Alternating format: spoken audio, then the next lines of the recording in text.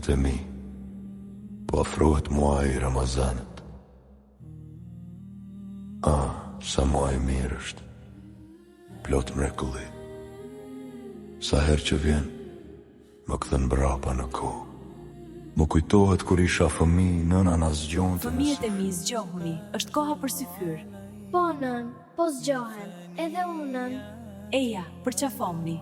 Të duam nën. Syt i kishim gjysmë të mbyllur, por zemrën plot gëzim, mezi prisnim të zgjoheshim. Syfyri na gjente të lodhur për tregimet nga jeta e pejgamberit që na i tregonte babai. E bënin natën të paharrueshme. Ne hanim pak buk, pinim ujë dhe binim përsëri të flinim, me mendjen plot dritë.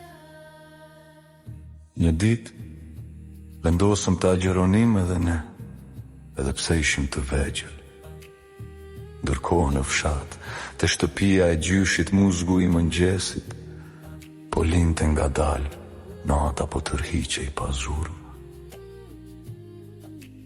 Gjyshja zgjohej herët, pastronte shtëpinë me kujdes. Ajo e kalonte ditën duke qëndisur dhe duke lexuar Kur'an. Gjyshi dilte për pazar dhe takonte ndonjë shok, rrinte pak me ta dhe kthehej me qetësi.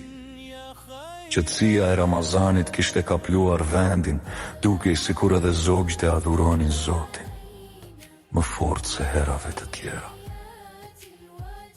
A ditë, po shëtisnim me babin, nënën dhe vëllaun pa pritur, ezani filloi të dëgjohej nga të gjitha anët e qytetit.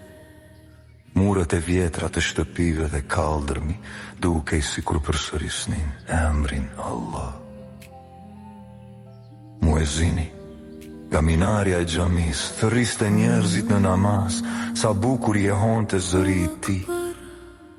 Kjo kohë ishte plot hieshi.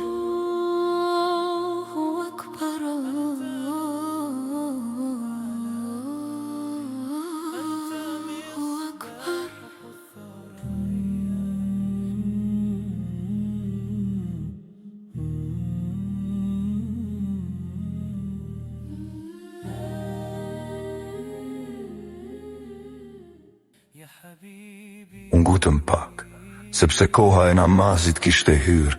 Xhamia ishte mbushur me njerëz, edhe ne falëm namazin bashk.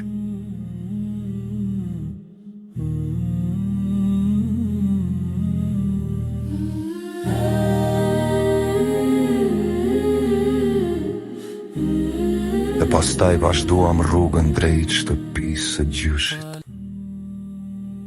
Gjatë rrugës ndaluam të fura e fshatit, morëm pitalka të ngrohta. Ja ku është, të lutem. Sa era mirë që ju vinte. Po, mezi presim. Kjo do të jetë darka më e mirë. Ndërkohë, fëmijët e tjerë ishin ngjitur në kodrin duke luajtur dhe duke treguar histori të bukura. Në 6 ditë, pastaj krijoi Ademin dhe Havan dhe na mësoi të jemi mirënjohës për bekimet e tij. Kjo është historia. Iftari po afrohej dhe ata prisinin që dielli të perëndonte. Dhe si çdo herë, po sara muzgi i mbrëmjes, fëmijët u nisën me vrap drejt fshatit, duke trokitur në çdo derë dhe duke thirrur. U bë iftari. U bë iftari. Allahu a pranoftë agjërinë, ndërsa fshatarët i shpërblenin ata me bombona të ëmbla. Atë ditë, agjërimin e mbaruam edhe ne, ishte hera e parë. Andaj u gëzuam shumë, dita ishte bukur. Por iftari i gjyshes e bëri perfekt, askush nuk gatuan si gjyshja ime, asaj nuk ja kalon askush. Falenderojmë Allahun për këto bekime.